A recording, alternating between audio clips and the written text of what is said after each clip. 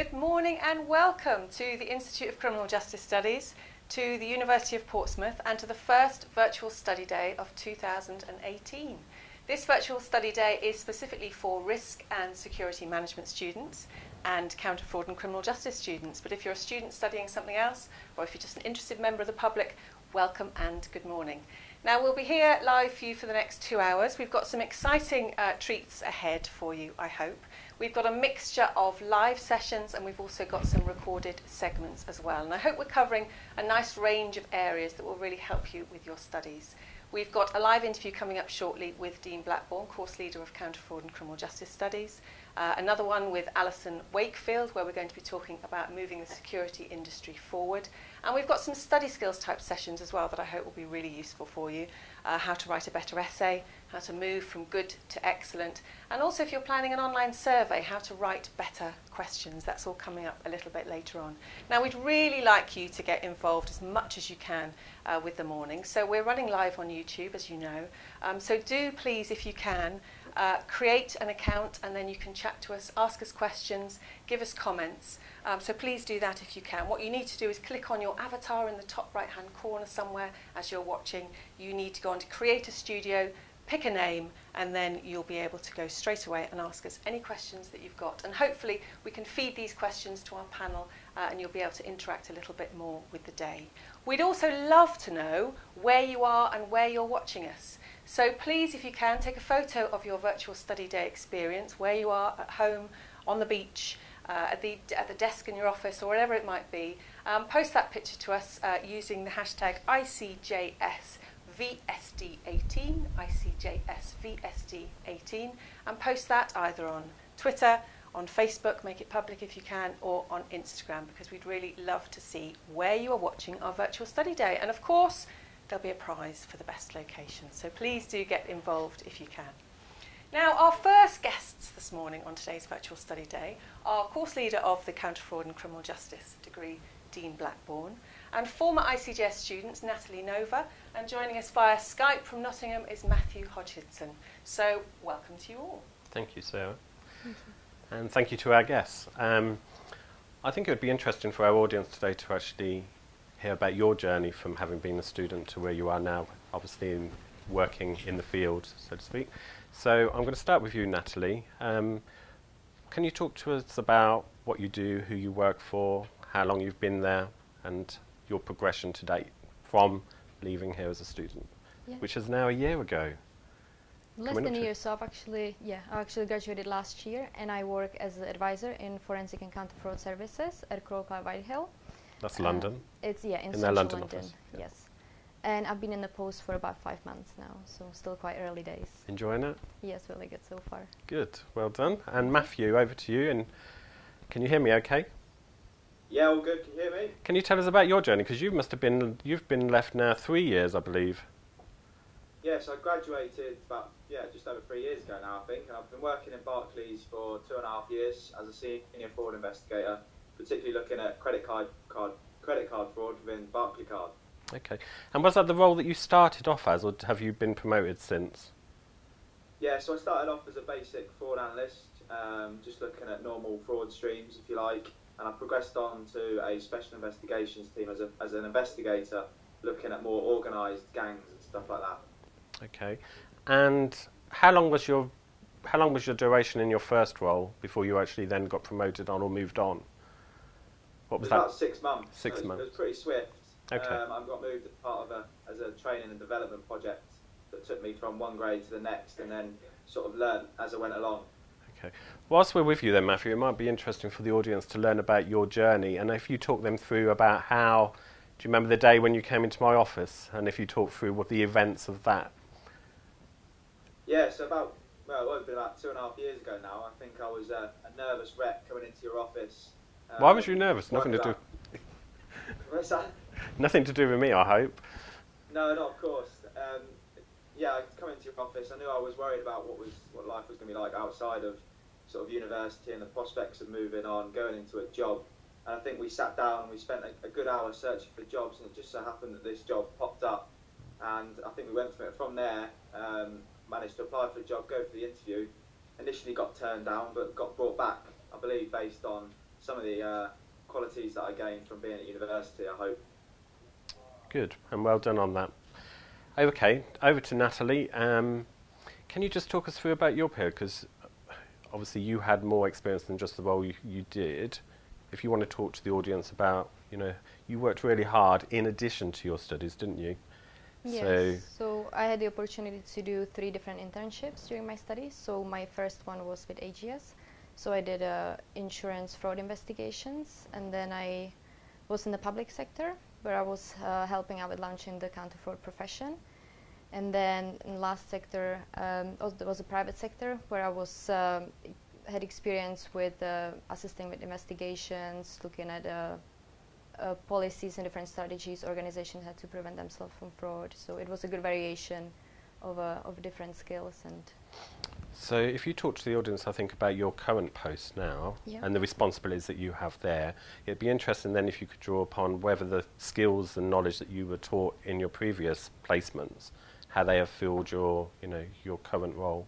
Yeah, definitely. So I think mainly learning about the legislations, the different aspects you have to follow. For example, if you're carrying investigations, when you're collecting evidence, understanding different sort of evidence, and how to appropriately analyze it so it's not, it doesn't get contaminated. And in the current role, it is very different because each project is something new. It's never the same thing. So it can be measuring like a fraud resilience of an organization, going in looking at the policy strategies, or just investigating if fraud has occurred or fraud is suspected. So. Okay, good. And if we now look at how do you feel that your studies here have actually supported you in the roles that you do, would you say? I think the main skills I'm building on now would be research, writing skills, being used to writing up reports, having the background doing the certificates that kind of give you the insight into what it's like to be a fraud investigator, being familiar with the different aspects of it. Also really good, I learned how to organize my time, having different assignments, having to kind of organize the time because they would be overlapping with the deadlines, writing the dissertation and, doing the internships all at the same time. So I think that gave me good skills I could apply to my current role to be able to manage different projects at the same time. Yeah. Okay. Matthew, unfortunately, placements we didn't really have in post when you were with us. Do you think it's something that would have benefited you, or do you feel that you missed out at all? Not necessarily missed out, but yeah, I think that would certainly benefit as well. Obviously, I got quite fortunate to go straight into the role without any sort of experience, if you like. I think that's something that is definitely needed. It's a bit of experience prior to going into a role. When I come to university, I learned a lot about the theoretical side of things. Mm-hmm. So I think it would definitely support if you could have that sort of, experience on your CV, if you like. And I think we recognise them now, and so that's something that we're working hard on, establishing those relationships with organisations out there. Obviously, they're fluid, they change, so it's keeping those relationships going, which is not always easy. But we do have students now that benefit from placements and obviously get knowledge and expertise that we can't necessarily afford them in the class. Okay, so Matthew, whereabouts is it that you're based for starters? I'm based in Northampton in the main head office of Barclaycard. Okay, and obviously Natalie's in London, so she has the more exciting lunch times going out. So are you thinking about moving, or are you happy to stay where you are as a location? Well, yeah. To be honest, I've always wanted to work in London, so it seems like a perfect place for me to be, and particularly Canary Wharf, where we have offices. I want to stay in the organisation and progress and sort of make my way up, if you like. And I know there's a lot of roles out there, particularly within fraud, for me to develop into, but London's certainly the destination I want to go to. Okay. And I'm just curious to tap into how you feel that your skills and personal development have evolved since you've been in your post. So from when you left here to where you are now, I mean, already, I haven't had no contact with you for 3 years, but the boy I remember then is clearly a confident young man now. So how would you say you've grown yourself? Yeah, I think I was particularly shy back at university. I didn't have as much confidence as I probably do now. I think that comes with experience and knowing your subject, really. I think because I've worked in this role for quite some time, I've got used to it, I know the people. It's also a case of building up good rapport with people that I work with as well, to understand how they work, and then that gives me the confidence to then say how I feel and to put my experience to them as well. Okay. So, Natalie first then, is there any period in your work that you don't know how to do something and you're confident enough to ask, I don't know how to do this, can you show me? Would you have any hesitancy there? Yes, so for some of the projects, you know, each investigation is different, so we might be using softwares that I never, you know, saw before, so I would ask for training, I would ask for clarification, because you never know what you're going to find, so the project might change direction at any point, so it is important to keep that communication going and make sure you're actually spending the time on, you know, the area that you should be focusing on based on, you know, what the client has asked for. And good. Yeah, so, yeah. And Matthew? Has there been many times when you've been unsure of what you've got to do? I think, yeah, there is certain times when not unsure what to do, but there's just, you know, you just seek the clarification from more experienced members of the team, get their advice, and then use that to make your own decisions, really. Okay. But I echo the fact that obviously there's lots of systems and lots of different stuff that you have to get educated on as well before. Okay. So, Natalie first. How about sharing with the audience your biggest success to date while you've been employed? Success. I don't know, for me it's still quite early days, but when I've started, I had my first project that I was participating in, and I think I did quite a good job considering I didn't have much practical experience to be able to collect evidence and prove fraud that had taken place. So I think that was quite a good achievement to start with. Good. And Matthew? Any successes you can report on? Yeah, well, I think Natalie mentioned it earlier, but every day is kind of different for me as well. So achievements always look different in different days, if you like. But because my team work on so many different diverse cases and complex frauds, and we work quite closely with law enforcement, it has to be the cases where I've actually supplied the intelligence to law enforcement or evidence and packages like that for them to go and make arrests of, you know, serious criminal offenders. So I think there's multiple achievements for me, but it's sort of the icing on the cake, if you like, in getting people arrested. Okay. And just out of curiosity then, so what's your future career ambitions? Like I said earlier, probably to stay in fraud. I like to investigate and just continue pushing up, see where I go from there in the organisation, really. Okay. So what is about liking to investigate? Can you elaborate on that? Why do I like to investigate? Yeah, what is it about it? Don't know, it's just different cases that I work. So I work from card not present fraud to beneficiary and scams and stuff, and it's just seeing different MOs that people use and understanding how fraud is committed, and then that will allow us to educate people as well and sort of expand all our knowledge on fraud and why it's done as well. Okay. And do you see the end result? Are you involved in when there's, you know, when a case has been resolved? As in, do you see a case all the way through to the end? Or is I do, in a sense that we build the investigations and then we pass it to law enforcement. In terms of obviously the end process and going to court, I haven't had that opportunity as yet. Particularly nervous about going to court, so hopefully I don't ever have to do that. But yeah, we seem to supply the information and then allow law enforcement to take over. Okay. We've just had a message come in from one of our audience members, and they're asking that they have recently struggled with some loneliness as a distance learner. Have any of the graduates found this themselves, and what tips could they offer to get past this? So if you think back to your studying days, do you have any tips to overcome loneliness while studying?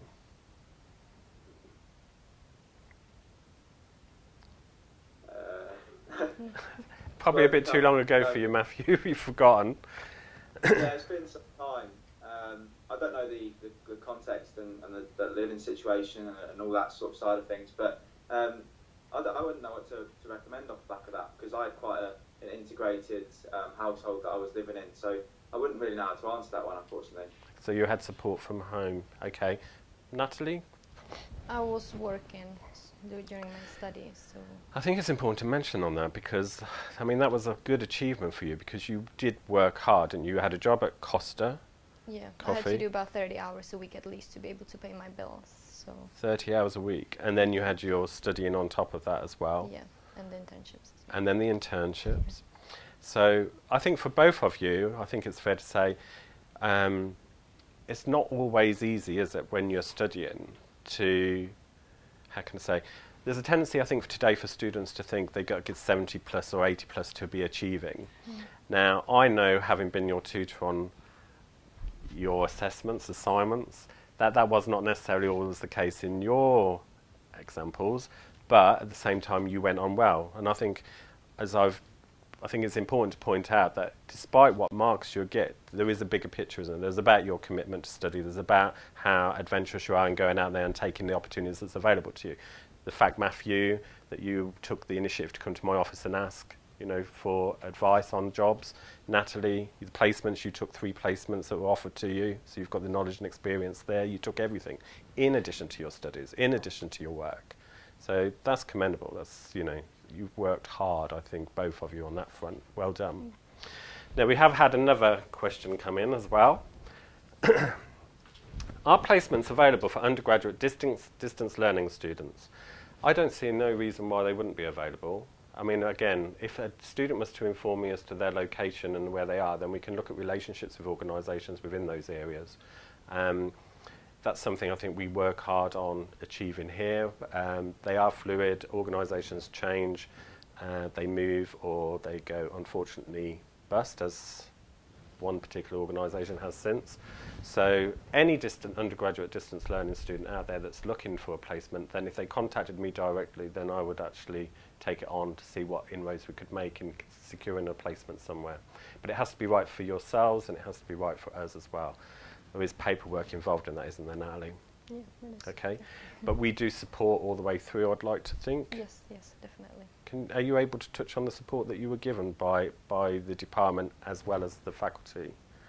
So we would have had the placements officers department. Yeah, and I mean, I went to inquire pretty much at the beginning of the degree to kind of find out what's out there, what sort of jobs I can get into, and it kind of went from there. And then doing my ACFA and ACFAS, that's when the internships were introduced. So that's an interesting point, because we haven't touched on the ACFAS or the ACFA, which is the Accredited Account Forward Technician qualification and the Accredited Account Forward Specialist qualification. I see Matthew smiling there. Can you remember the ACFA and ACFAS qualifications that you did as an interest-only option in addition to everything else that you were studying? Yeah, I remember it all quite well, and it certainly all helped with applying to my job as well, I believe. I think that was probably one of the key factors in your just securing your job, wasn't it? Recognition of those qualifications. I think it showed that I had the extra commitment to do that alongside my studies, as well as also bolstering my CV to say, I've got the understanding of counter-fraud and that sort of thing, and building sort of the anti-fraud cultures and the peace interviewing techniques, all that sort of side of things. Good. And Natalie, how would you say it benefited you? Yeah, I think gives you like the general awareness of what you should know going into the field that you would otherwise, I guess, had to learn as you go. So. Okay. It's interesting how you both say it was an enjoyable, but you probably wouldn't say that if I was here. I'm pleased you enjoyed it anyway. Back to placements again. I would just reiterate that if there is any undergraduate student out there that's interested, then do contact us and I'll see whether there's any inroads that we can make for you within organisations. It is about networking, and again, it's pretty much down to whether we have confidence in the student that we're placing too. Okay, so we have 5 minutes left, I believe, so let's just talk about what your future career ambitions would be then. Where do you see yourself in 2 years' time? I definitely want to stay in the organisation and, as Matthew said, progress a bit higher up, become more senior, and, getting more experience to be able to potentially lead on projects and develop from there. Good. Matthew? Yeah, likewise, echo that again. Staying within the organisation and hopefully becoming more and more senior and hopefully getting some managerial experience to be able to make sort of bigger decisions across the board, really. Okay, so that's a good point, because that leads me on to the next question I was going to put to you. Given what you've seen so far with encountering fraud and dealing with fraud, so to speak, what do you think needs to be done? Is enough being done? What, in terms of raising awareness? Yes.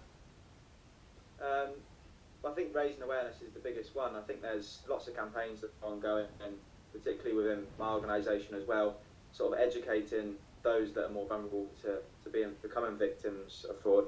There's not sort of one specific victim, if you like. So I think it's all about everyone having an understanding of what fraud is and how it can actually influence and affect you moving forwards, particularly from a sort of credit card point of view, if you like, and how it can affect your credit file and various other things. So yeah, I think definitely is raising the awareness with particular campaigns as well. And before I move over to Natalie to ask that question, can you just touch upon any campaigns that you're currently doing or that you've been involved in or that you're aware of that the Barclaycard are doing? Barclays have quite a few adverts. People probably see them out about educating people about fraud and scams, and that we would never sort of ring to ask for your PIN number and various all things like that.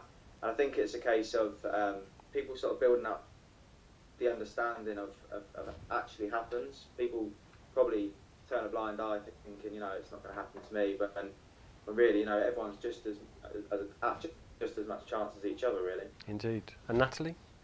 Yeah, I agree with Matthew, and also I think more research needs to be done because fraud is evolving and changing all the time, so it's good to kind of see what are the new trends, new types of fraud, and enhance the prevention techniques from there. And also, I think changing the way of thinking about fraud, because people tend to perceive it as cost rather than investment.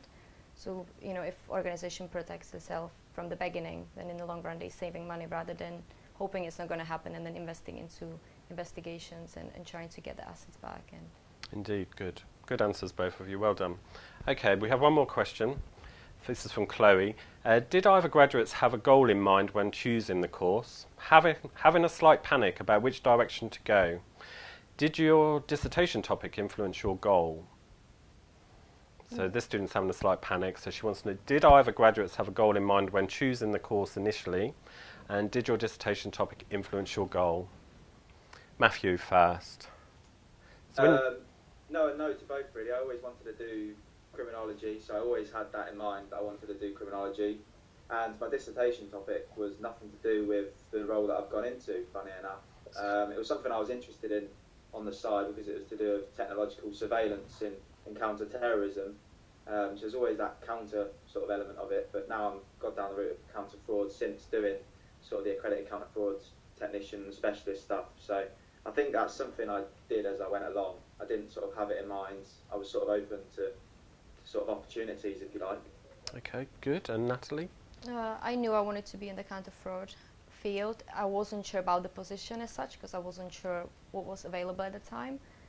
And my dissertation, it was related, so I looked at dark personality traits and how that might link to fraud, whether people are more likely, to perpetrate fraud if they have like dark personality traits. What advice would you give to a student who says she's panicking and hasn't got no direction at the moment as to where she wants to go? I would say just do more research into the roles that you might be interested in, look at different organizations, what they offer, and I would base it on probably the unit that she enjoys the most. And I would add to that and say, consider your degree being universal and suiting most jobs that you would go for, a variety of jobs within the criminal justice field anyway, at least. So, we all change, don't we, in our interests and passions and what we want to do. So there's no harm in that. And I think it shows that even what you decide on now is not necessarily what you would decide when you come to finishing your dissertation. There is still scope that you might change your mind. And like Matthew proves, something that you initially chose as a topic to do your dissertation on may not necessarily be the field that you end up going into work. Okay.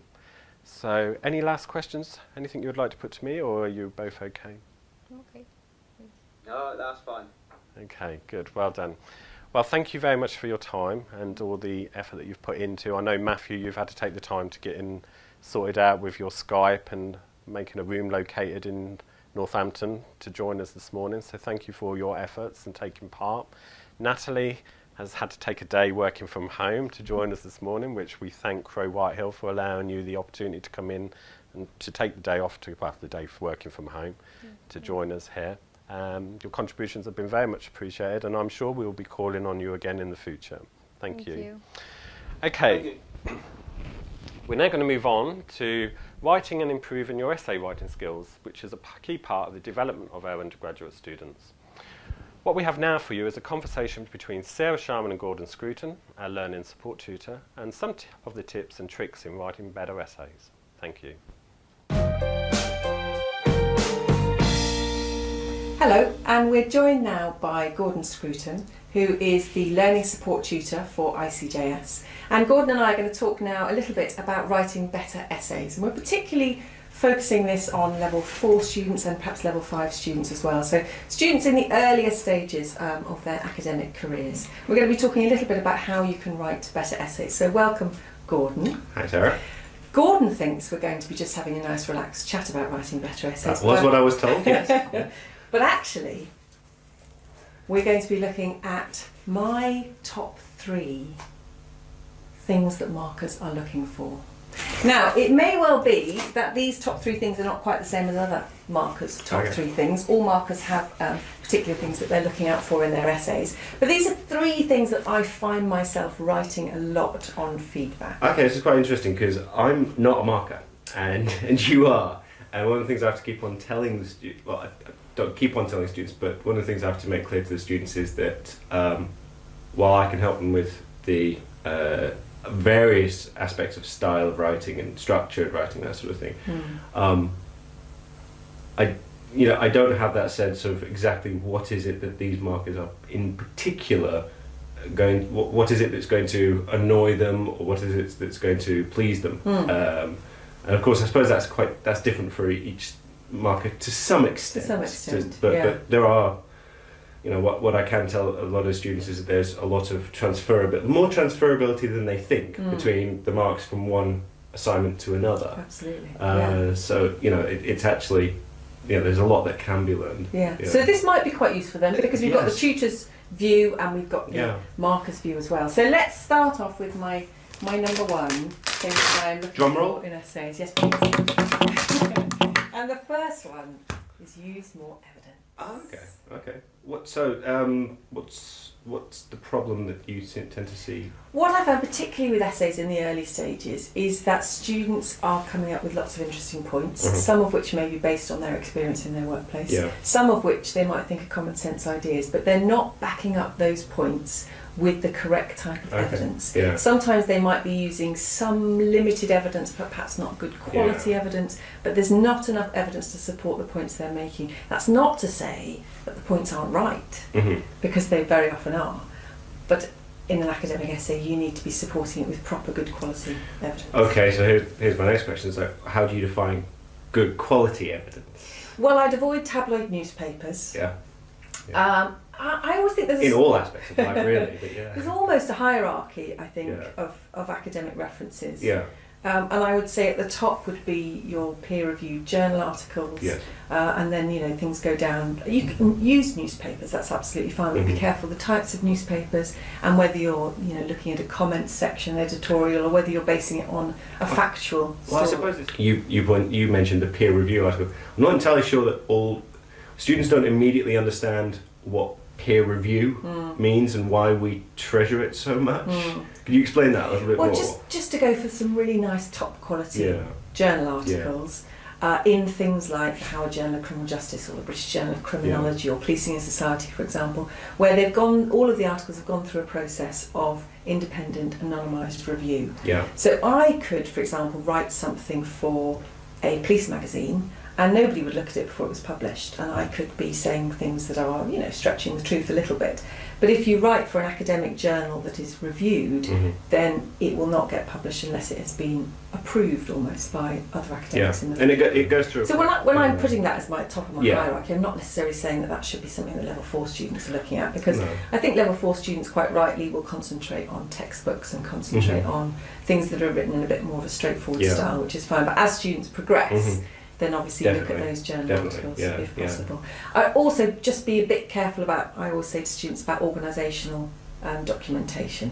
Whenever I ask students to write a history of the police, I will often get people that have used the Metropolitan Police Service's version of the history of the police from their website, which is quite different to how other historians see the development of the police, because you don't necessarily see any of the controversies or difficulties. No, it wouldn't be great for their marketing if they were putting those sorts of things on their website. Absolutely, Yeah. but in terms of your academic essay, yeah. then you need to be a bit more discerning about the types of evidence you're Absolutely. using. So that would be my top one. Use Okay. more Right, evidence right, yeah. and better evidence, I suppose, but certainly Yes. use more evidence to support the points Yeah. that you're making. Right, my second one. Second point. You'll like this one. A very clear introduction and structure. Okay. I know why this is important, but Mm. I'd be very interested to hear what is it that the clear introduction gives you as a marker. An idea of what's coming next. Yeah. Just as I did when we started this chat, Yeah. and I told the audience Yeah. what we were going to be doing, Yeah. and the audience can think, okay, Mhm. that's interesting. Yeah. I'll look forward to this, or, Yes. or not. Yeah. Switch off. At the beginning of the essay, as a marker, I want to know what's coming. Mhm. I don't want that to be a surprise. No, it's not fiction. It's not the next Harry Potter or whatever. Yeah.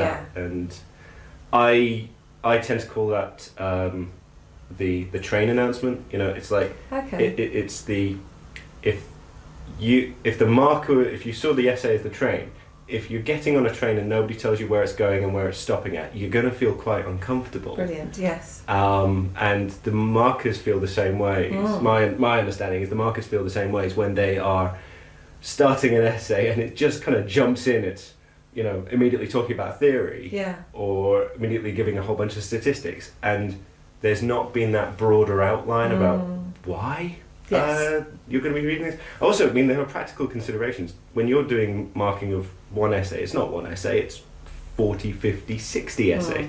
And you might have 2 or 3 units that you're having to mark at the same time. So there is a point where you're going to be, okay, which one is this again? And you know, the markers need that 1 or 2 lines to just kind of locate them within the world of criminology to figure out, you know, what are we talking about in this particular piece of work. Absolutely.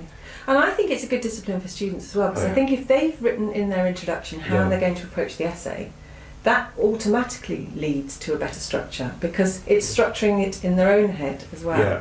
And I think if they say, I'm going to deal with this, I'm going to deal with this, and I'll finish with this, Mhm. then that tends to follow.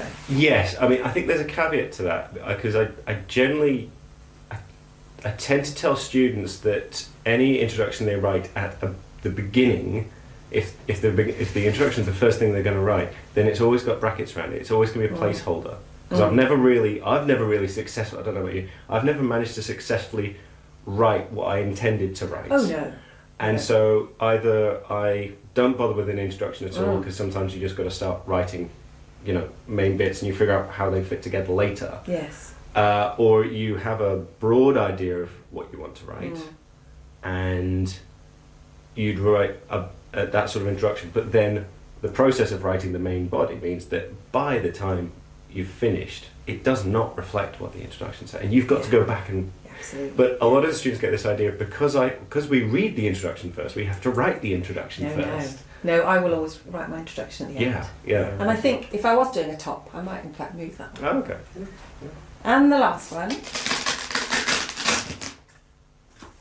is to reference fully within the essay. Oh yes, referencing. Yes, that's.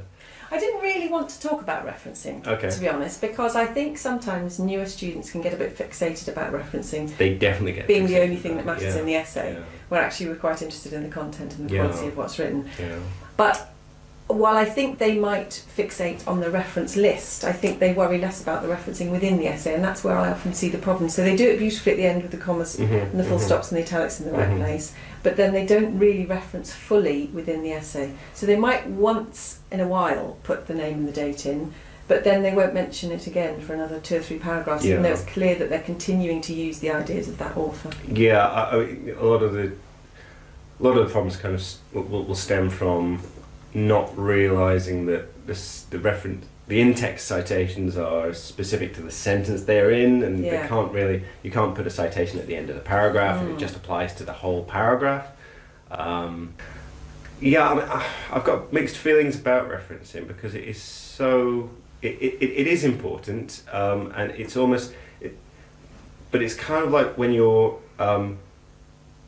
you know, when you're like selling a house or something, and you have to make sure that all the rooms are tidy and everything looks good for the viewings, but nobody actually cares about your furniture in terms of buying the house, but it's the impression that it gives. So have the references been done correctly?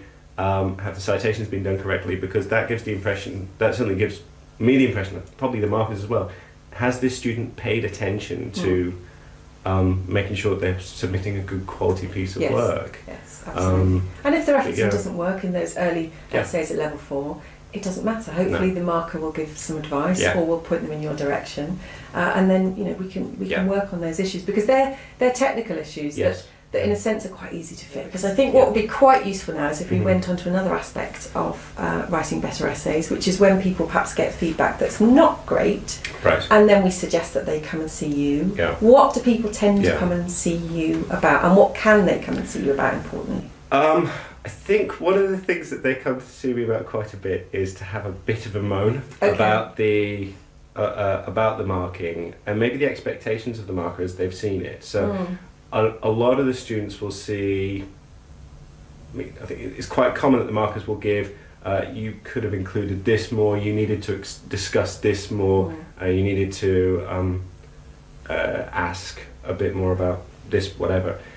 And the student then comes to me and says, how? I did not have enough space for that. No, I only had 2,000 words. How are they expecting me to put this, and this in?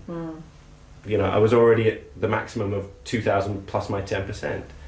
And when then we start picking apart their writing, what I tend to see a lot of is inefficient writing, where they've spent 20 words explaining a 10-word idea.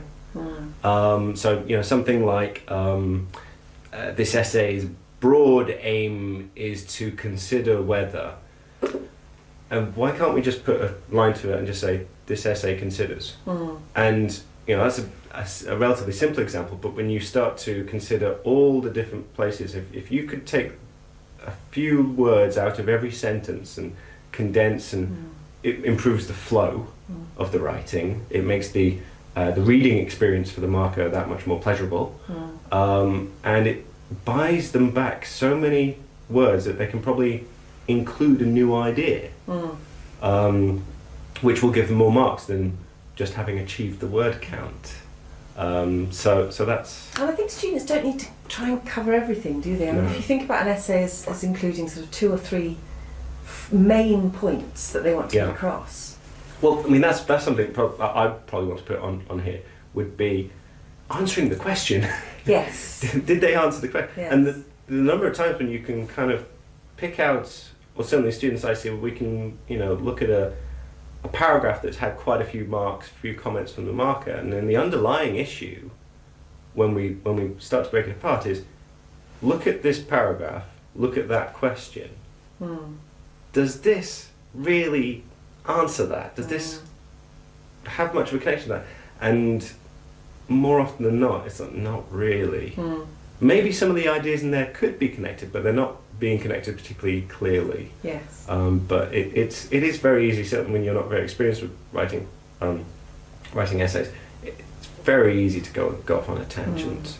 But you're right, addressing the question is absolutely central, and breaking the question down as well. So if you can see that the question is asking you to do 2 different things, then you need to be a little bit mathematical about it, don't you? Think, well, I need to probably think about half my essay dealing with this and half my essay dealing with that issue, and getting to the question a bit more quickly, rather than thinking, well, my essay is on current methods of neighbourhood policing. You don't have to talk through the entire history of neighbourhood policing. Since the dawn of time. The number of essays in order do to that. get to that point, you can do another thing I often tell students to do is reference off, which is to say, the history of neighbourhood policing is very interesting, and more can be learned about it here. Right. Yes. Yeah. And you put C, and you list 2 or 3 sources where that history is covered. What that does is say, I am aware of the history of neighbourhood policing. I've read it. Yes.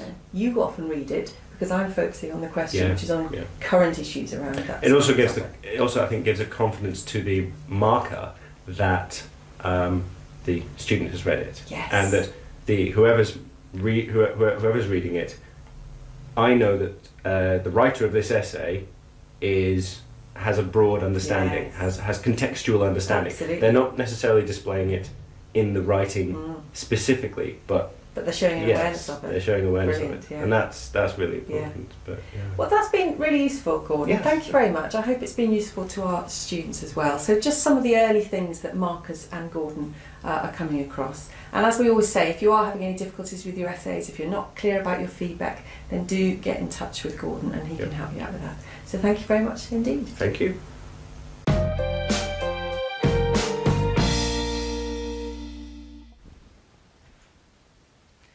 Welcome back. Hope you enjoyed that session with Gordon and picked up some good tips. I particularly like the bit about the train announcement. I think that's a good one to remember.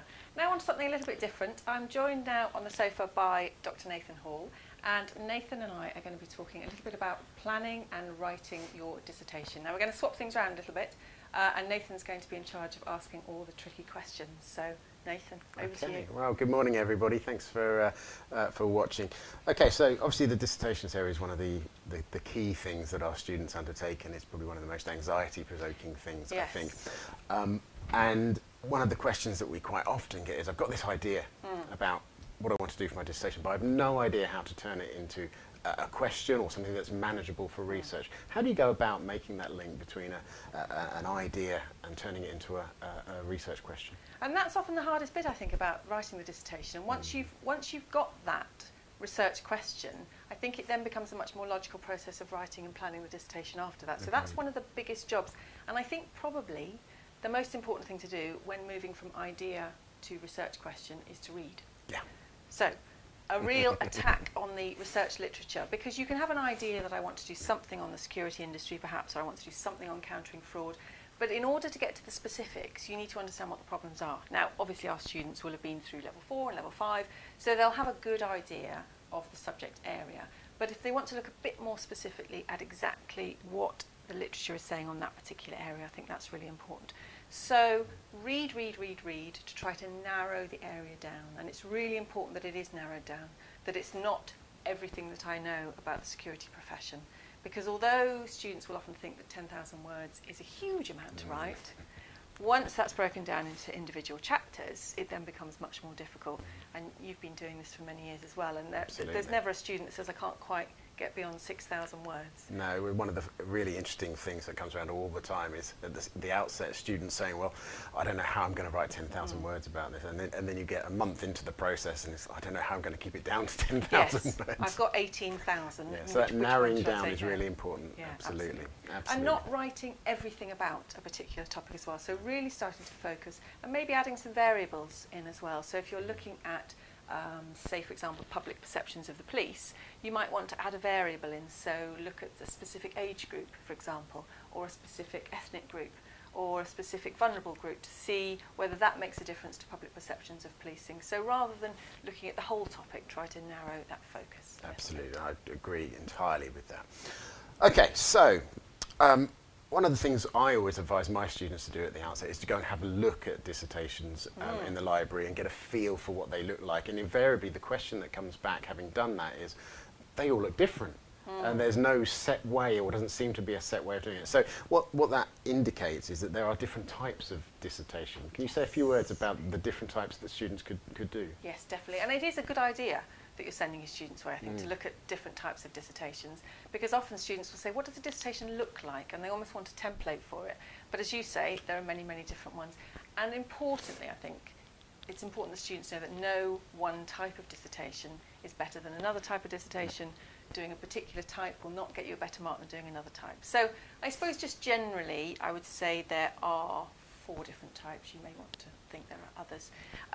Primary research would be one of the first ones, where you're actually going out and doing some research.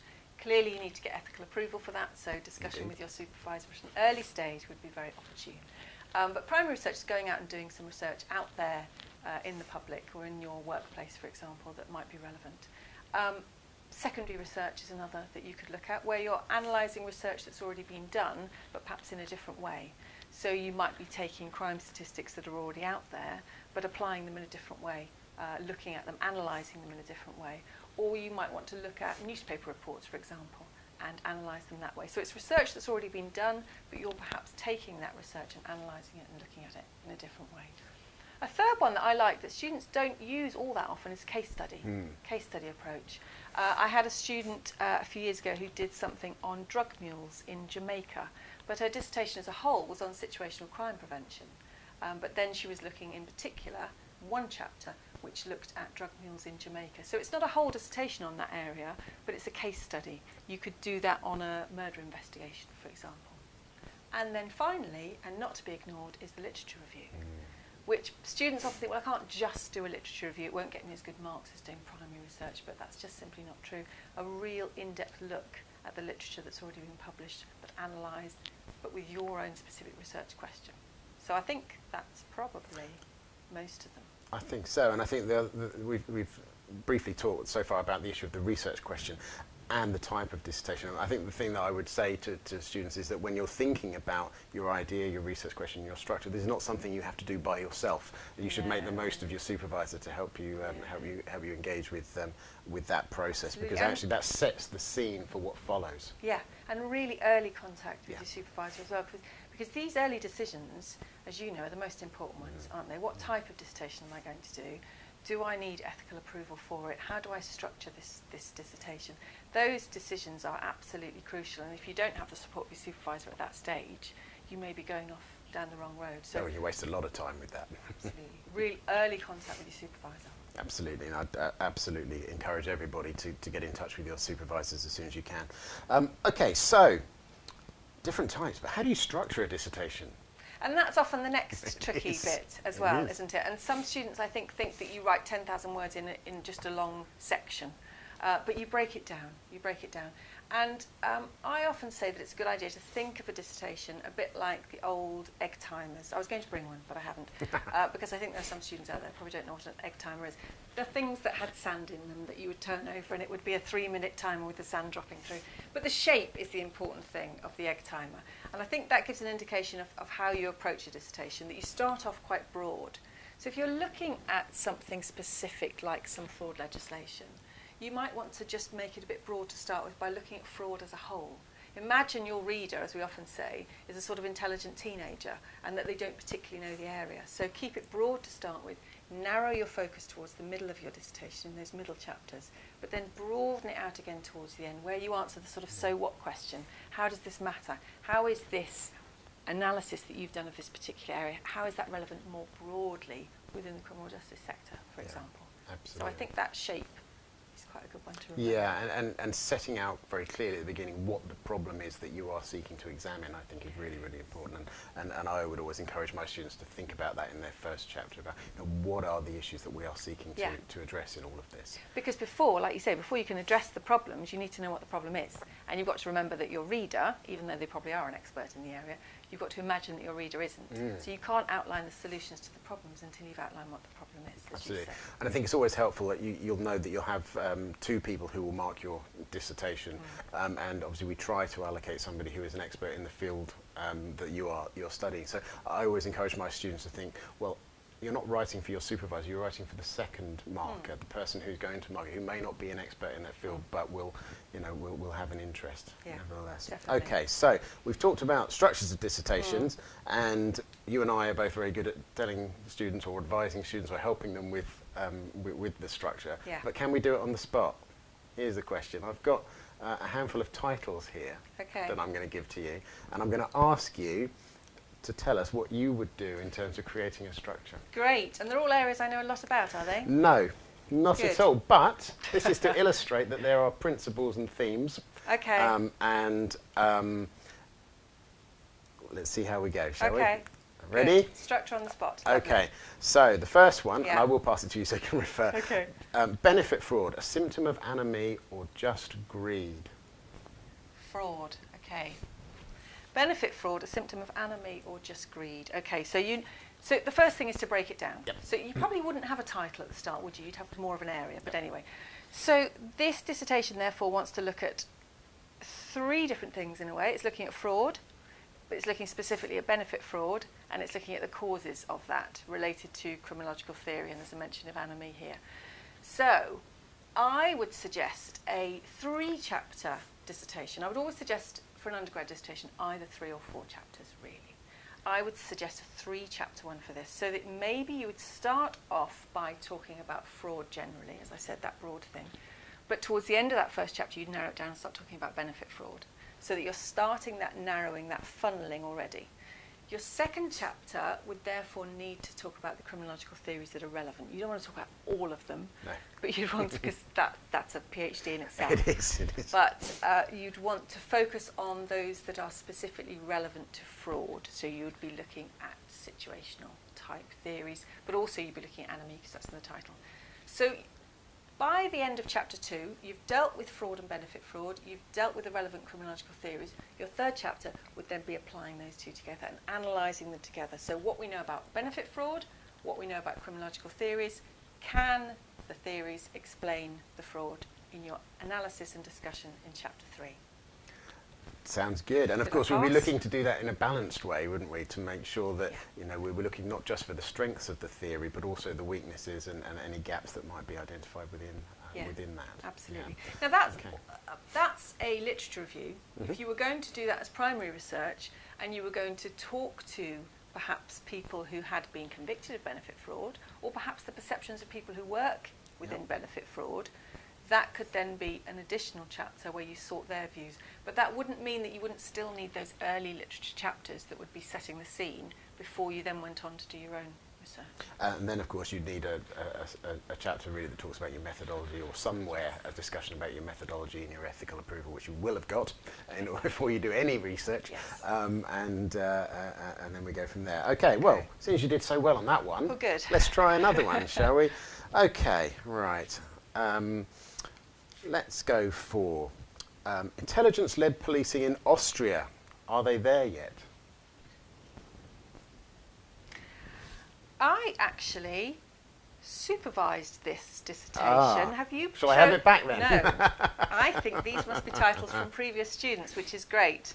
And I did supervise this student. And this was a very interesting one because he worked in the area, but there wasn't a lot of literature on intelligence-led policing in Austria. So that was, in a sense, his job. It didn't matter that there wasn't literature on the specific area that he wanted to look at. He could go away and find the literature in surrounding areas and apply it to the situation in Austria. So I think from memory that we had a chapter on models of policing, which was the nice theoretical framework that set us up by looking at the different types of models, not just intelligence-led policing, but also problem-oriented policing, community policing, for example. Then went on to look at intelligence-led policing more specifically. Then looked at the Austrian situation, and the final chapter then applied what we knew about intelligence-led policing from other countries to the particular issues and problems of Austrian policing to see whether an intelligence-led policing approach could be successful. So when students sometimes think there isn't a literature in that area, that's fine. You can combine other areas and then move the agenda forward that way without doing primary research. Absolutely. I think actually that reminds me of a conversation I had with a student this week about some of these issues, where she said to me that she's doing a dissertation on the victimisation of homeless people, particularly whether it's a hate crime or not. And she was saying to me that there doesn't seem to be very much literature specifically on that issue. And actually, it kind of helps to think of that as an advantage in some ways, because you can then make the links with the existing knowledge elsewhere to the problem in hand yourself, which can actually be really quite creative. Absolutely, and show innovation as well, which is great. Whereas if it's an area that's a well-trodden path, not only have you got enormous amounts to read, but sometimes it can be quite difficult to say anything different or new. Absolutely, absolutely. Okay, shall we do one more? One more. One more, okay. I'm getting away with it, I think. Because you are getting away with it, okay. Lone actor terrorism in the UK, France and Germany. Okay, lone actor terrorism in the UK, France and Germany. This could lend itself to a case study approach. Yep. As soon as I see other countries, I think you could either do a comparative thing or you could actually do a case study. So you would need a chapter on terrorism, which would either then narrow into a chapter on lone actor terrorism, or you'd have a separate chapter on lone actor terrorism. So you start broad terrorism, then lone actor terrorism. You could then have a case study on one or two or even three of those countries, UK, France and Germany, and then your last chapter could then offer suggestions, reforms, how it's worked in some countries, how the terrorist legislation and policies could be applied differently to other countries. You could do that in your final chapter. So if you're looking at other countries, you can do a case study approach. Absolutely, absolutely. Good. Okay, so we have talked about a number of different issues, and actually these are the kind of conversations that a student will be having with their supervisor. Yes. So let's broaden that out a little bit then. What is the role of the supervisor? Well, we talked about how important it is early on, and that's absolutely vital. So that early contact to agree the principles of what you're doing, the research question, the aims, the objectives, the chapter structure. Because I think sometimes once students have got, well, chapter 1's this, chapter 2's chapter 3, they're much more confident then about the process, because in many ways it's about putting those chapters together then. But also importantly to remember that you can send draft chapters to your supervisor, and that's so important, isn't it? It is. We've both been in situations where someone sent us a whole draft dissertation a week before the deadline, and there's really not much we can do to help at that stage. But if we see chapters as students are going along, bear in mind our distance learning students will often be doing their dissertation for 18 months. Yeah. We see a first chapter, we can provide feedback, students can go away and then have a think about that and maybe alter that chapter a bit. We can do the same with each of the chapters, and then we can see a draft of the whole thing. So regular contact with your supervisor, personally, I think will increase your mark quite considerably. Absolutely. I think it's also really important, from my view as a supervisor, to agree dates for draft submissions. So you agree some series of dates in advance, and it gives somebody something to work to.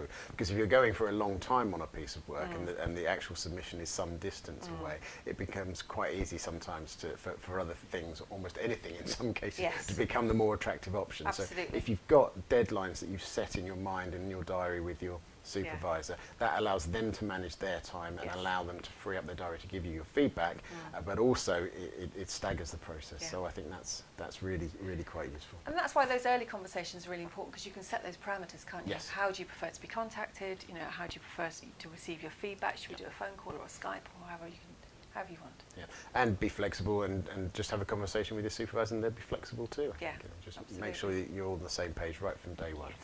Okay, so last question then. Yes. The most important perhaps. What makes a good dissertation? What makes a good dissertation? Well, we've covered quite a lot of this already, I think, haven't we? But really clear aims. That's so important. Yeah. If anyone just listened to Gordon's session just now talking about if you got onto a train and there was no announcement about where it was going, where it was stopping, what time it might arrive, then you'd feel a bit disconcerted. It's the same, particularly with a long piece of work like a dissertation. Make sure your aims and objectives are really clear at the outset and that you repeat them. So as a student, you might think, I've just told you my aims 3 pages ago. Your reader does not think that. You know, your reader is not as immersed in your dissertation as you are. So keep reminding them, signposting, clear signposting all the way through. You've got to show really good awareness of the literature. There's no getting away from that. And your supervisor will know if you haven't covered not only the most recent publications, but also the classics in the field as well, from the, some of the original pioneers in that area. So that's really important. A clear structure, signposting, as I mentioned, no errors, and not too much cited in somewhere else. Yeah. You know, if it's important enough to be in your dissertation, then try if you can to find the originals. Yeah, so I think that's a good point. Looking at the original sources is really important because it demonstrates, first of all, an engagement with the literature, doesn't it? But if you're reading a textbook that talks about somebody else's work, then what you're doing is you're interpreting somebody else's interpretation of the work. So we're much more interested in your ideas and your thoughts about the original work that's been examined. Yeah, absolutely. Yeah. And then, of course, a really strong conclusion as well. Remember that, your introduction is the first thing that your marker will be reading, your conclusion is the last thing. Make it powerful towards the end. Too often I see conclusions that just sort of dribble away at the end, and you think, you've written a really powerful long piece of work here. Make sure you've got a powerful concluding statement.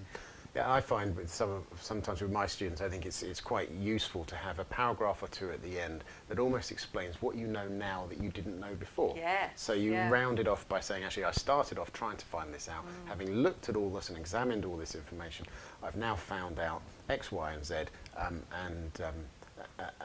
that, I think, just gives you that powerful ending to say, look, I've found something here, I've achieved something. And it reminds your reader as well, because your reader's not going to remember all of your 10,000 words, but if they could have 2 or 3 key points mentioned right at the end, so that then an hour later if someone said, oh, what was Johnny's dissertation about, you could say it was about this, and it found this. Absolutely. So be kind to your reader, I would say, and keep reminding them what you're doing, and reminding them what you found at the end. And get somebody to proofread it for you if you can. Yes, this is where members of family are very useful. So They are. sit them down At with a coffee. At graduation, they'll have a nice day out, so this is what they earn for it. Exactly. Read through all of those drafts as well. Many thanks, Nathan. Pleasure. That was very helpful. Pleasure. And hopefully there's some good tips for students there about the dissertation planning stage. Now, I've mentioned the session that we had with Gordon earlier, which I hope you enjoyed. Hopefully, when you've watched Gordon's video, you can see how your marks might improve. But what's important is the next logical step, and that's how can I do even better. So what we've got now for you is a conversation between myself and Steve Savage, where we considered how to move from good to excellent in your writing. Now, if you're a new or relatively new student to ICJS, don't be alarmed by any of the advice. It's something to consider a little further down the line of your studies. However, for level 5 and most especially for level 6 students, do watch and hopefully take away some useful advice. Hello, and we're joined now by Professor Steve Savage on the sofa from ICJS, and we're going to be talking a little bit about increasing your marks as much as you can and moving a little bit more from good or very good up to excellent or even very excellent. So we're going to be talking through some tips and ideas on how you can improve those essays at the higher level if possible. So welcome, Steve, thank you very much for joining us. Thank you. I want to start off by thinking about the types of students that you're targeting here. You do some sessions for us already on moving from very good to excellent in assignments. Who is the target group for that advice, and why do you think it's important? Well, firstly, I should say that the observations I'll make apply to all students. It's about writing good quality work, and so that applies to all students. But I'm particularly targeting students who hit consistently good marks, very good marks, let's say 66, 67, 68, who are concerned that they can't make that step into the 70s into first class honours work. So it's those people that are on the cusp, and they often come to me and say, I just can't break through. So there's a focus there. Also, students that maybe just creep into the 70s, but don't get much higher than that. So it's about even moving from the excellent to the very excellent. So they're the people I'm focusing on. And the observations relate to my own years of experience as a marker, well, too many years of experience as a marker. But also my experiences as an external examiner, because all degrees, as you know, have external examiners, and so I've been around the country looking at student work and markers' comments on students' work, so it's drawing on that experience. So it's an insight into the mind, the murky mind of the marker in many respects. Yes, brilliant. And we should probably say that getting marks of that level, sort of 70 and above, is quite rare. I mean, these are really, really good pieces of work, aren't they? And if students, particularly at level 4, are hitting marks in the sort of early to mid-50s, as we would expect at level 4, this is not to alarm them at all. We would expect marks to be much lower when students first start and eventually start to creep up. Absolutely. So this is about just moving from one stage to the other. So it does apply equally to other levels of student performance. Brilliant. Okay. So is the advice that you're going to be sharing with us today, is this about writing the assignment? Is it about writing it up? It is to a great extent, but I'd like to talk about the series of stages or sequences that are involved in producing a piece of work, and in this case a piece of high quality work. Okay. So it takes us from selecting a topic, because that is more important than people often think. It takes us through researching the topic and doing the background work and how critical that is, and some do's and don'ts there. Then on to the planning process, how you plan your work before you write up, and then finally on to that writing the piece of coursework or the dissertation. So I should say that what I say does apply to dissertations as well, in slightly different ways, and I'll comment on that. Oh, okay, that's good. That gives us something to get our teeth into. So why don't we start with that first one you mentioned then, selecting your topic. What's the advice there? Well, it's about doing homework, and a really good piece of coursework often reflects the fact that the student is very interested in it, even fired up by that topic. So choosing a topic that you are committed to, find very interesting, can actually help you produce a quality piece of work. Now, there is a warning there that sometimes if you feel too passionate about that piece of work, then you may not provide the sort of balance that one would expect of a good quality piece of work. And by balance, I don't mean you sit on the fence, it just means that you give equal hearing to the opposition.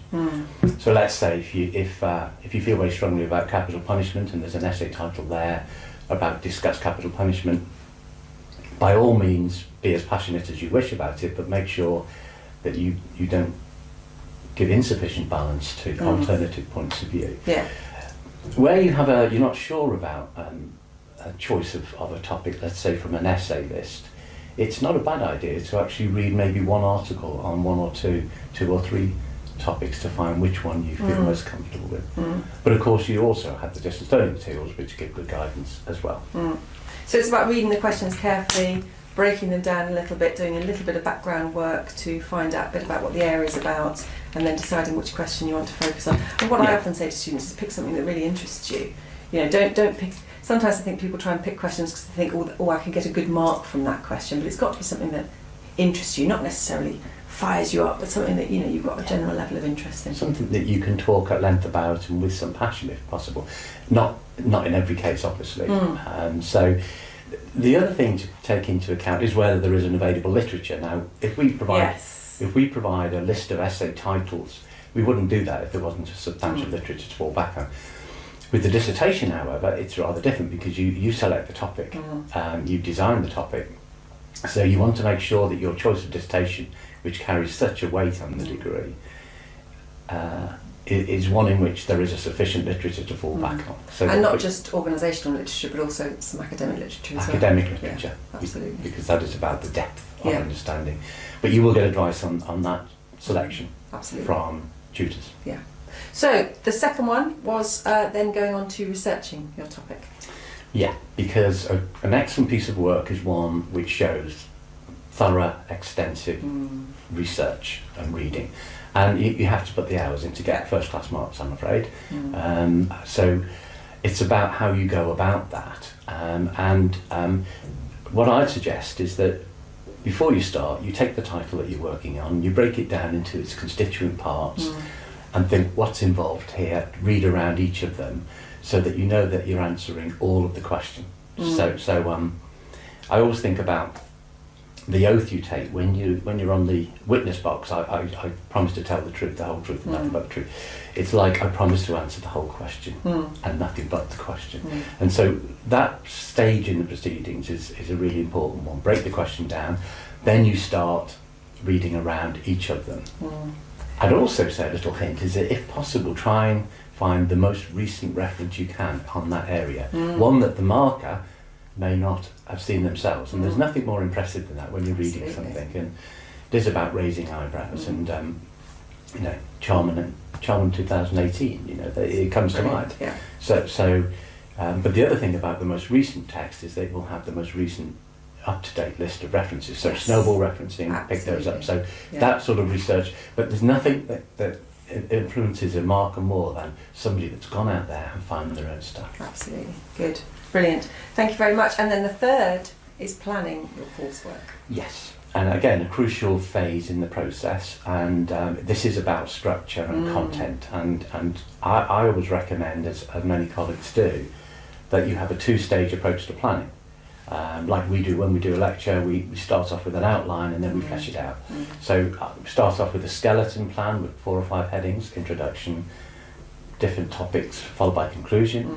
Then you make sure that answers the question and the whole question, and then you move to a more elaborate plan where you start to fill in sub elements of those sections, and then start to put your references in and your sources and your quotations. So that's a really important part of the process. It's about guaranteeing structure and going back to it, and I keep saying it, answering the question and the whole question. And that structure as well needs to be logical and chronological, if that's suitable.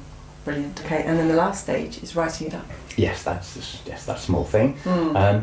And again, think about it in terms of the constituent elements that you've set out in your plan, but your introduction is so powerful, and if you grab the reader, the marker in this case, with the introduction, it has a very powerful effect on the rest of the marking process. So, it's maybe refer to a very recent event that, again, you're showing initiative, you're showing interest, that isn't always possible depending on the topic. then talk about the question. In the introduction, talk about the question, and then say how you're going to deal with it. And we call this signposting. Absolutely. So good signposting, the marker then think, this person knows what they're doing. And hopefully you can maintain that level throughout. So that's the introduction, very important. The main body of the text, of course, is critical, and that is, again, that's about structure and flow. Make sure that it is following the sequence of the question as set, and also that there's a relationship between the different parts. So I've done this and now I'm doing that. Tell the reader where you're going. And so structure and flow. High quality marks, excellent marks, nearly always involve a heavy peppering of sources and references. You are expected to show extensive reading, and that's why the term peppery is great. I think it just captures it. If you've got one reference, see if you can put 2 in. If you've got 2, see if you can put 3 in. Obviously you've got your word limit, but just litter your work with references. And students will often say, won't they, well, how many sources do I need to write an essay? And I always try and say, it's not, there's not a number here, but I do quite like the expression theoretical saturation, which is when you keep reading and reading and reading, and you start to read the same thing over and over again, and then you realise, I've covered this. I've read so much now that I've covered all of the main points and the main issues, and now I can take it and start constructing my essay. But it's interesting that you said writing up stage are the small part of it, and you said jokingly, but actually those first three stages do take some considerable time, don't they? And and time's got to be committed to those. And one other small point, going back to what I said earlier, nearly done, is that do try and avoid saying cited in. If you're referring to somebody cited in, the marker's thinking, well, why didn't you read the original? Now, sometimes, if it's a 19th century text that's impossible to get out, that's okay. Very sparingly cited in. But again, try and avoid, if you can, cited in a textbook. Absolutely. Because if it's important enough to be in your essay, it's important enough that you go and try and find it. And then on to the conclusion. Yes. Let's not forget the conclusion. No, absolutely. Don't let the essay fizzle out. Yes. Go out with a bang, where you go back to the question, explain how you've dealt with it, and then come out with a message. Absolutely. And then even go off-piste, as we say, be a bit speculative right at the end about the future if it's policy related. So, leave the marker thinking, wow. Yes. So create an impression with your introduction, and then have that bit of a wow factor in your conclusion, if possible. All linked together with a nice structure. So what are students doing if they miss out? What if they're not getting those top marks? What are they tending not to do? Well, I've got a list here of things that I've seen from what markers have commented on in terms of, because sometimes it is a marginal thing, if only you'd done this, or if only you hadn't done this. So in terms of what you try and avoid, you must avoid for this level of marks, is slip-ups in presentational style. Typos, missing references. You're not going to get high-class marks, first-class marks with presentation slip-ups. Needs to be a good piece, well written. Failure to answer the whole question. You did really well on this part of it. It's just unfortunately you didn't cover it all. It doesn't mean to say it's got to be 50-50, whatever, but you just got to answer the whole question. Over-reliance on one or two authors at times. Sometimes that happens periodically, that you're seeing, this student is following this particular author on all of these points. Try and mix it up a bit so that you don't look as if you're relying too much on one author. Obviously, some of the authors are leaders in their field. So if you're dealing with someone like Albert Cohen, you will spend some time on Albert Cohen in terms of subculture theory, but don't over-rely on one or two authors overall or periodically. Over-reliance on non-academic sources. Again, this is a common comment on work that hasn't quite made it. Too much website citation, not enough articles and books based on research. So that's another one. Fizzles out at the end, as I said. That often happens actually. It's almost as if they run out of steam, and that's a great shame because they've done all of that great work. Sometimes it's about failure to explain some of the key concepts that because quite often the student understandably thinks that the marker's going to understand what this is about, but don't think like that. Show that you understand it, and so sometimes failure to deal with a particular concept or theory, you've moved on. And then finally, overuse of quotations, as I said. Okay. In a sentence, how would you summarise getting from good to excellent? Right. I've got some keywords again. Just polish, structure, so important. Flow, clarity, command and authority. Show that you're on top of this field, and that impresses the marker. Heavily sourced, peppered. Degree of innovation, enterprise. It doesn't have to be an original piece of work by any means, but show enterprise, show initiative. Go off piste a little bit every now and then, as long as you stay with the question, and above all, make sure that you've made a strong conclusion. Yeah. So. Leave a lasting impression. Brilliant. Yeah. Thank you very much indeed, Steve. That's been very Pleasure. useful. I hope that's been useful for you as well. And we're looking forward to seeing some fabulously excellent essays being submitted soon.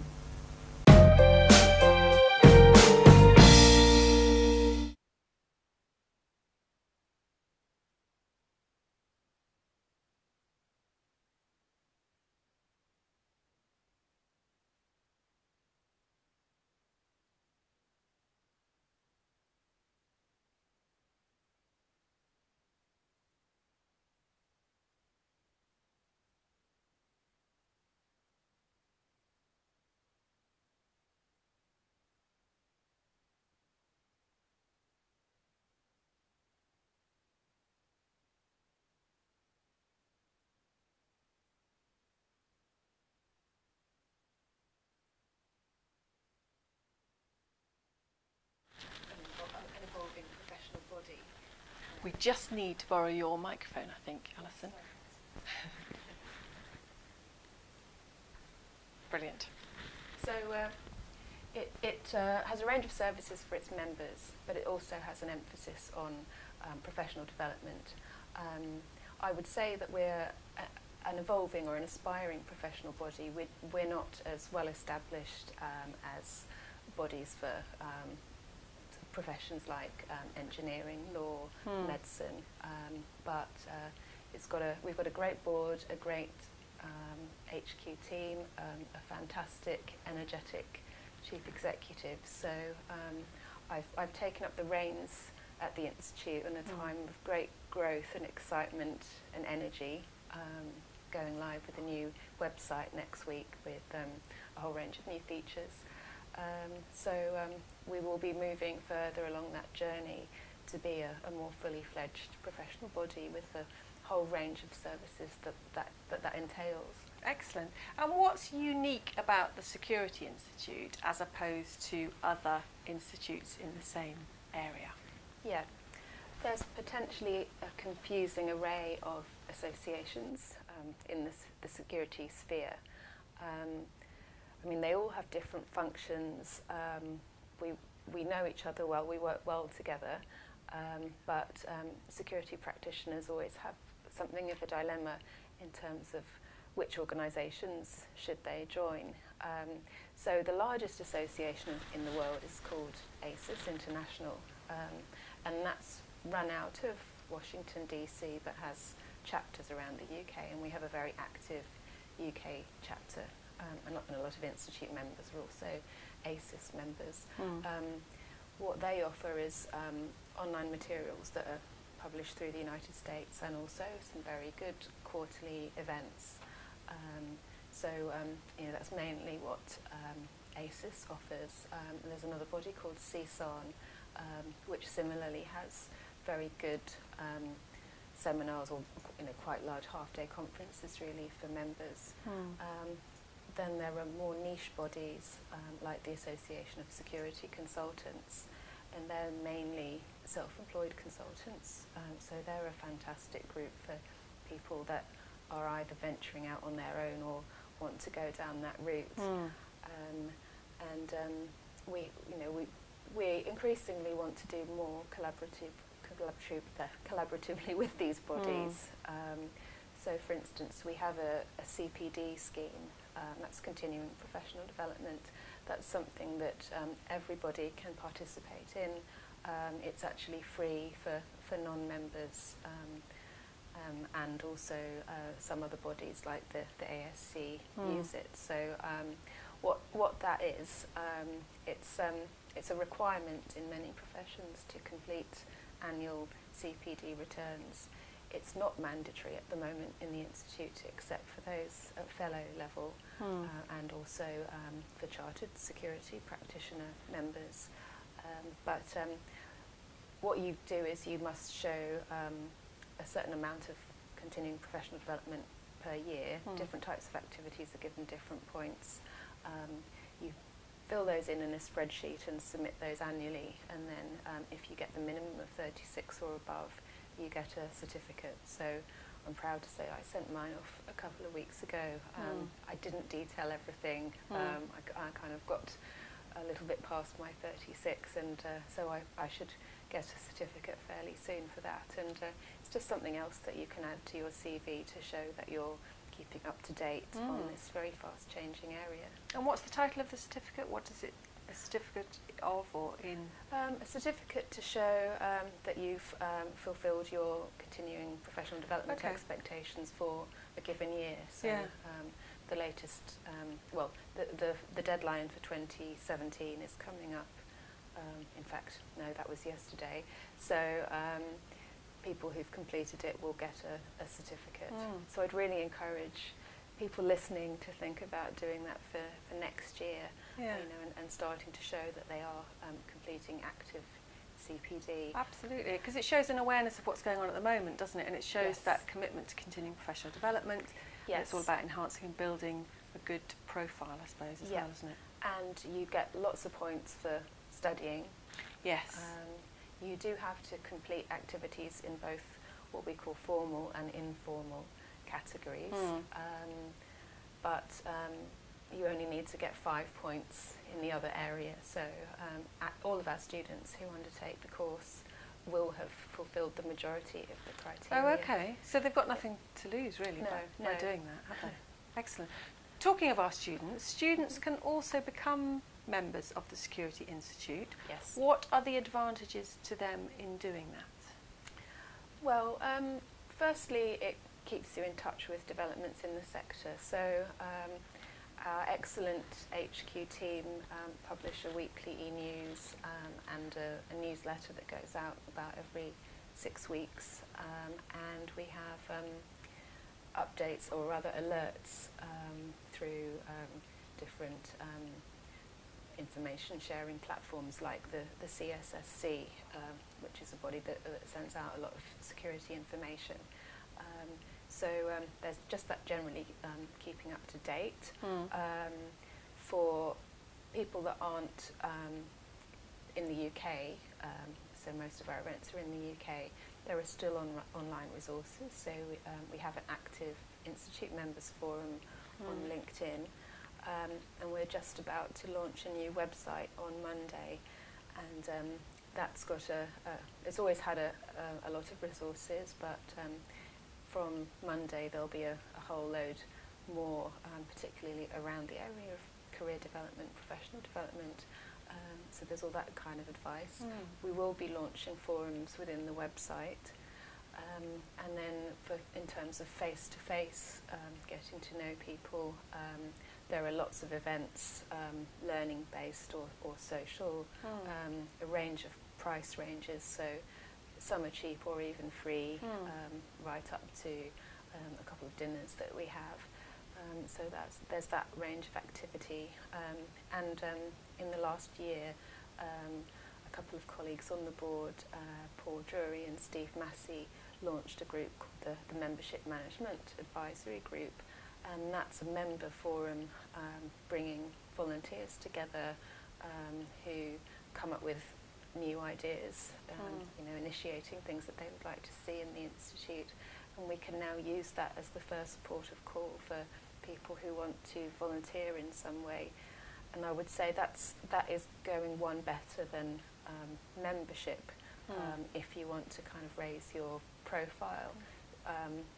Obviously in today's world we always say networking is essential, but if you're volunteering, even in a small way, you kind of get extra kudos for that because you seem to be giving something back. So now we're better placed through the Membership Management Advisory Group to actually have something for new volunteers to do as a sort of gateway into the Institute and volunteering. And those meetings are usually in London, although one of the March one is up in our HQ in Warwickshire, but people can dial in as well. So nobody is excluded in that respect. Yeah, great. So there's some real concrete examples there of why there are some proper advantages of joining the Security Institute. Yes. Under that student rate as well. Yeah, and I'm going to be in touch with students about this in the next couple of weeks. So we will be able to offer a limited number of memberships paid for by the university to our students. Brilliant. Now, Alison, you very modestly mentioned right at the beginning of this interview, only very briefly, that you had just taken over as the chairman of the Security Institute. So Yes. first of all, congratulations Thank on you. that role, which I believe you took over in January. Yeah. So fairly fresh and new to the role. What does the role of chairman of the Security Institute actually involve? Yeah. Well, it's kind of evolved as the organisation has grown. So I'm very fortunate in terms of the time that I've joined.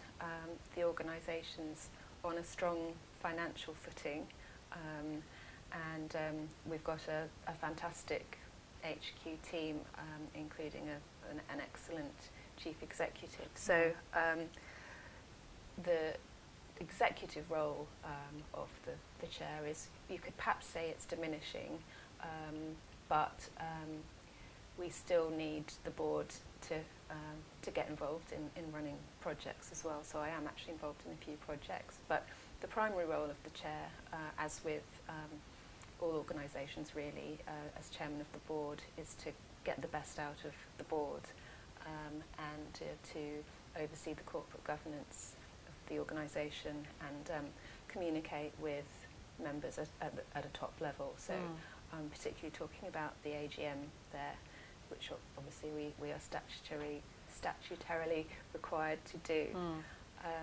So I'm doing a lot of work at the moment, just helping to take our corporate governance procedures to the next level, which will also include more information and transparency about what that actually looks like. But then we've got, well, we're having a flurry of activity, let's say. We've got lots of interesting projects on the go, all directors piling in and driving those. And some of the areas I'm involved in are an apprenticeship strategy. So that's responding to new arrangements by government to encourage apprenticeships to develop across all levels, from level 2 up to level 7. They can potentially exist. So you know, that's a great opportunity that gives people a much better route into training and more upward mobility through those arrangements. So we need to put those in place for the security sector. We're starting to look more holistically at our external engagement strategy. You know, we've always collaborated with other sector associations, government, media, industry, but there's just such a vast range of organisations we either have a relationship with, want to grow our relationship with, or want to start a relationship with, that I want to map these much more thoroughly, and then we can use that as a basis for enhancing our strategy in that area, which our Deputy Pete Lavery is overseeing. You know, one particularly exciting aspect of that is to do with what some listeners might be aware of, the Step Change Summit, which was an event held as a collaboration between the Metropolitan Police counter-terrorism people, body called the National Counter-Terrorism Policing HQ, and CSSC, which is a public-private partnership body, and behind the messaging that I mentioned earlier. So a summit was held at London Guildhall last year, brought together the Security Minister, Ben Wallace, and a number of senior security stakeholders in the public and private sector, starting to talk about how public-private partnership in the counter-terrorism area can be enhanced to maximise capability in that area. So lots of data was taken away from that and looked at, and there were follow-up stakeholder workshops. Now another event's coming up, I think it's a week yesterday, and that will continue to see how relations can be enhanced, and it will include an educational piece as well, kind of bolstering education and training in the counter-terrorism area. So that's another driver of, potential driver of great change, which is very positive. So is there quite a good relationship then between the Security Institute and government? Yes, there is, although I think it inevitably becomes a little bit fragmented in terms of being driven by particular individuals. I think with any type of partnership, you need to get away from being dependent on specific individuals and personal connections onto having something more structured in place. So we have quite a few well-networked people, and our chief executive has worked really hard in that area. Our manager, Di Thomas, has incredible networks and knowledge of people, many of our board, but we need to kind of build resilience into those relationships and sort of start to see what we've got and where we want to devote more resources to enhance the profile of our members by enhancing the standing of the Institute.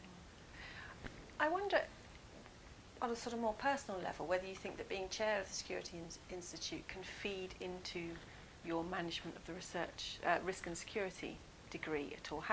What are the advantages almost in delivering the degree, knowing what you know about the Security Institute and being so involved in the Security Institute?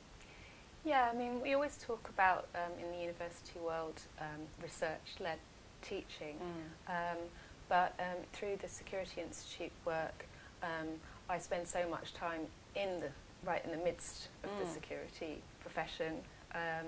I've always got a close link to what's going on and developments in the field, and actually those links extend beyond kind of core corporate and commercial security concerns in the breadth of areas: national security, security at the local level, the kind of broad issues about cyberspace, security in the maritime space, personal security, and so through all those kind of security profession networks and other security-related networks, I have a good sense of how the discipline is evolving, and so we've always kept the course very up to date in terms of bringing in new units that reflect emerging areas. And also, I mean, it's responsive to student feedback as well. But one example of that, which came not just from student feedback, but also, my own observations about the pushing of general business skills within the sector.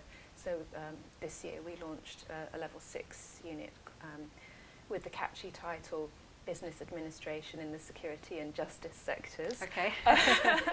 And I gave it that name because I wanted to link it to MBA curricula. Okay. So your MBA is the most prestigious but unfortunately expensive master's level qualification, but they will give you a very solid grounding in a whole range of areas related to management and leadership. Okay. So I wanted to offer something like that on a micro scale, and then it serves as a taster for people who may want to take their studies or even just their reading a bit further. Brilliant. So that's the latest edition. And that's a unit at level 6, isn't it, for Yes. students who are a little bit further down the line? Yeah, it's an option, so not everyone's opting for that. They might think something else has a more sexy title, which is understandable, but I'd really recommend that one as a really good taster for more advanced management education. Interesting. And what we're doing for our students now, Alison, as you'll know, is we're doing very short 1-minute videos on all of our optional units, so students can actually watch you talking about the unit, find out a bit more about it, and then make an informed decision about whether to choose it or not. Yes, so I hope my colleague Dr. Risto Tallis, who is leading that, gave a good pitch for that one. Excellent, I'm sure he did. Thank you very much indeed, Alison. That was really useful, really interesting insight into the Security Institute, of which you are now chairman. So good luck with your term of office. Thank you. And hoping that we can see how much your experience there can feed into the degree, which would be fantastic. So thank you very much indeed. It's a pleasure. Now we move on now to a session that will be useful for those students who are considering using a survey or questionnaire as part of their dissertation research, or perhaps in their work towards the research methods unit. Here, and with a little help from Joe, I consider how to write a better survey and, importantly, how to avoid a poorly designed survey. Surveys are a great way to gather data for your research projects and can be relatively straightforward and cheap to do. This is especially the case now that surveys can be created, distributed and analysed online. Here at the University of Portsmouth, we can provide you with access to our recommended survey tool, which is Bristol Online Surveys. It's free for you to use, allows multiple questions, protects the respondent's anonymity and is fairly intuitive to use. This all sounds very easy so far, except there's a problem with using surveys for your research needs, and that problem is a poorly designed survey. I've looked at hundreds of proposed surveys from students over the years, and with the exception of a few, similar problems emerge in almost all of them. So the plan for today's short presentation on online surveys is to tackle some of those problems and to help you to create an online survey which is clear, precise and actually asks the questions that you are seeking answers to. There are many important issues to consider before you get to the stage of designing your survey, such as sampling, population and coverage. I haven't got the space to talk about those today, but look at your relevant unit sites for more information on these issues. You should also ensure that you've considered carefully what the issues are to be investigated and that you're basing this on your thorough reading of the relevant literature. You can't start planning a survey about people's perceptions of sentencing leniency, for example, until you're fully aware of what the issues are with that particular topic. So, on to question design. What's wrong with this question? What was the reason you last saw a doctor? Whose doctor? A medical doctor, an academic doctor, you might have seen a doctor on the TV, at a party, in the street. This question suffers with a lack of clarity and doesn't offer any alternatives, although that's not necessarily essential. Let's try again. What was the medical problem or reason for which you most recently went to your GP? There's two choices there, a medical problem or a reason. Also, what time period does most recently cover? Memories are limited. It may have been years ago. What research shows is that our recall of GP attendance is around 4 weeks. So, here are 5 examples of types of questions to avoid. Number 1, asking more than one question at a time. Was the website clear and interesting? Well, what if it was clear and not interesting? Number 2, question and answer category mismatch. Are you happy with the number of police officers patrolling in your area? A, very satisfied, B, satisfied, C, dissatisfied, D, very dissatisfied. The problem here is that the question asked if you were happy and not whether you were satisfied. That's 2 different emotions. Number 3, questions that make assumptions. What do you like best about your probation officer? That presumes that you like something about your probation officer. You may not like anything about them at all. Number 4, double answer categories. This is a very common mistake and usually involves years served or age-related questions. For example, how long have you served in your current role? 0 to 2 years, 2 to 5 years, 5 to 8 years, more than 8 years. Now, if I've served for 2 years, then I fit in both the 0 to 2 years category and the 2 to 5 years category. Number 5, agree or disagree questions. Do you agree that police officers are very hard-working? Firstly, that's a leading question, but secondly, we have to be aware that respondents are prone to acquiescence bias, which means people tend to agree regardless of views. A better way to phrase this would be, how far do you agree or disagree with the following statement?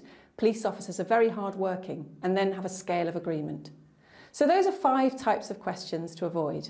Now, I just mentioned there a scale of agreement, and it's to this area which I want to turn to next, frequency and scales. One of the thorny issues of survey design is how many categories to use as answer options. This especially concerns whether or not to use a middle category. So for example, if you're asking how satisfied someone is with something, do you offer 3 options: satisfied, neither satisfied nor dissatisfied, and dissatisfied, or do you offer 4, 5 or more? Firstly, you need to make a conscious decision about whether to use a middle category or not. Middle categories tend to be don't know, no opinion, neither agree nor disagree, etc. Personally, I prefer not to give my respondents the option of a non-answer. However, there are occasions when you might expect your respondents to actually not know or to actually have no opinion. So you must decide this based upon your question and your knowledge of the topic area. Secondly, you must also allow enough choice, but not too much choice, so that you can understand the variety of opinions that people have. It's not enough to just have satisfied, you really need to know if it's very satisfied or simply satisfied. I would therefore suggest that you choose 4 or 6 categories if you're not using that middle option, or 5 or 7 categories if you are using the middle option. Longer scales do give better measurement, but are tougher for respondents, so bear that in mind. Thirdly, it's also really important that you fully label your scale. That means that each category needs a number or a name. I sometimes see a box containing numbers from 1 to 10 and I'm asked to indicate how much I agree with something. My interpretation of what 7 means in terms of agreement might be very different from someone else's interpretation of what 7 means. So you must fully label your scale. That way people know exactly what they're answering. Now this is an example of a poorly labelled scale, where the respondent would not be clear exactly what 1.5 or 6 actually means. What you can see now is an example of a much better labelled scale, where every potential box is given its own label, so you know exactly what you're ticking. So now that you know a bit more about question design, have a look at this question and see what you think might be wrong with it. Please tell us what percentage of your day you spend on the internet. A, all of the time, 100%. B, almost all of the time, 90%. C, most of the time, 75%. D, half of the time, 50%. E, some of the time, 25%. F, only a little of the time, 10%. G, none at all, 0%. So firstly, there's the ambiguity of day. Does that mean a working day or a weekend or either? Does that exclude night? And what time does night begin? Next up's the problem of recall. Remember what I said earlier about this being a problem? The addition of the word normally may help in this question. And the scale is also a bit problematic. There's quite a gap between 25% and 50%. So the general rule of thumb when measuring frequency is the following. First, if it's appropriate, obtain actual numbers. If not, go for number ranges. If not, go for approximate ranges, i.e. every day or once a week.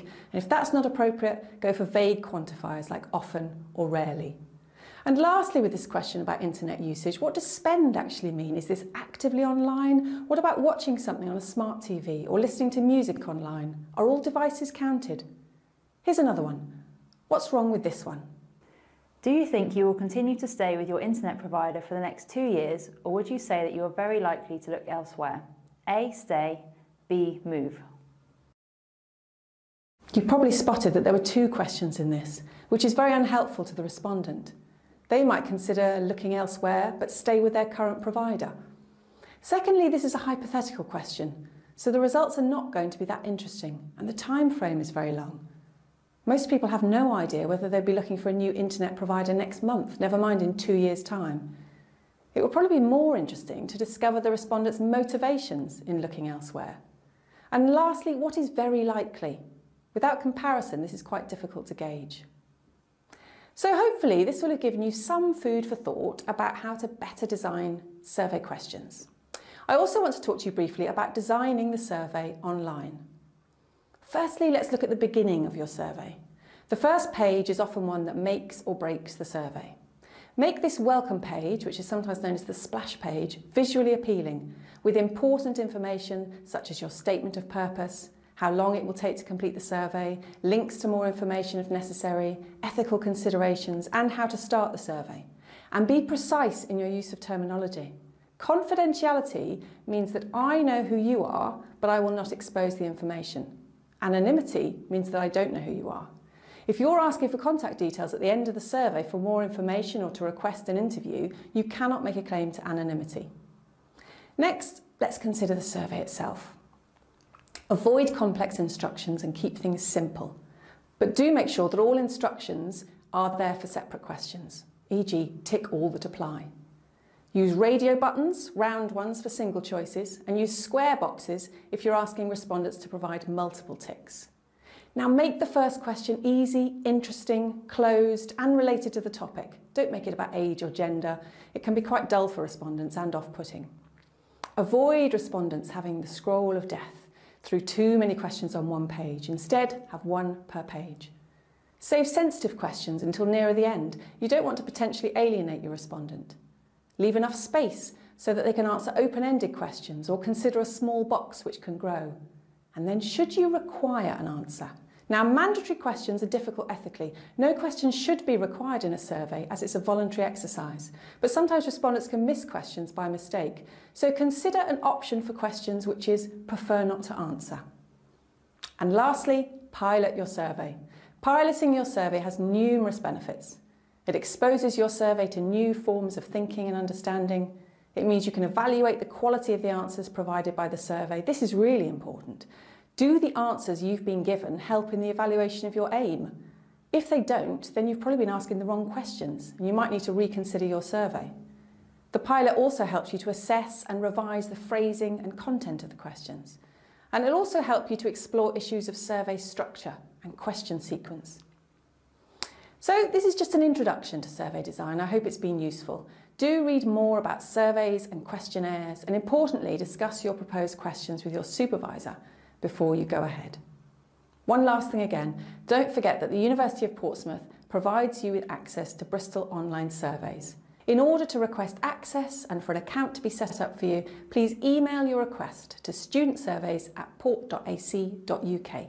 That's student surveys, all one word, at port.ac.uk. Thank you.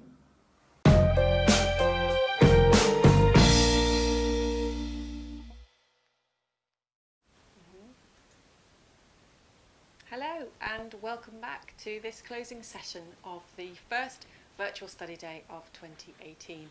Don't worry, we're going to be doing it all again next month on Friday the 2nd of March, specifically aimed at policing and investigation students and our crime and criminology students, but as always everyone is welcome. On that day we've got some pre-recorded sessions again, but we've also got some live sessions, this time one with Becky Milne where we're going to be talking about investigative practice. Also with Mark Jacobs, we're going to be talking about criminological theory. And also I'll be talking dissertations with Dr. John Fox next time round as well. So do tune into that one. We've had a couple of questions coming in towards the end. Yes, in that last session I did mention Bristol Online Surveys, which is the tool that we recommend that all of our students use if they want to distribute an online survey. We don't recommend using any other of the free apps that you can get, particularly things like SurveyMonkey. So you can all, as students of the University of Portsmouth, have access to Bristol Online Surveys. You need to email studentsurveys@port.ac.uk. Let them know your name and your student number and they'll be able to give you access. Bristol Online Surveys, as I mentioned in the previous video, is a really good, useful, intuitive, fairly straightforward tool to use. So it's a good idea, even if you're not necessarily thinking about a survey right now, get yourself access to it, have a play around with it, send out a survey to a couple of friends to see how it works, and then you'll be ready to go if you do think about an online survey in your future research. We've also had a question emailed in from Susan, who wants to know about ethics. Susan wants to know if she has to fill in an ethics form. You'll probably gather from the discussion with Nathan earlier that it is essential if you're going to be doing primary research that you need to get ethical approval from the university before you can go ahead with any of that research. So all of the details and all of the forms that you need to fill in are available not only on the Research Methods unit site, but also on the Dissertation unit site as well, all on Moodle. So do have a look at those forms. They're fairly extensive and you do need to provide quite a lot of information, but you must get permission before you go ahead and do any primary research. You can work with your supervisor on the completion of the forms, and indeed they've got to approve the forms before you submit them formally. All of that process can take a little bit of time, so don't leave it too late, and the ethics committee does shut down for 6 weeks from the middle of July onwards. So you could either think about getting it in before your final year or straight away in September when you get back.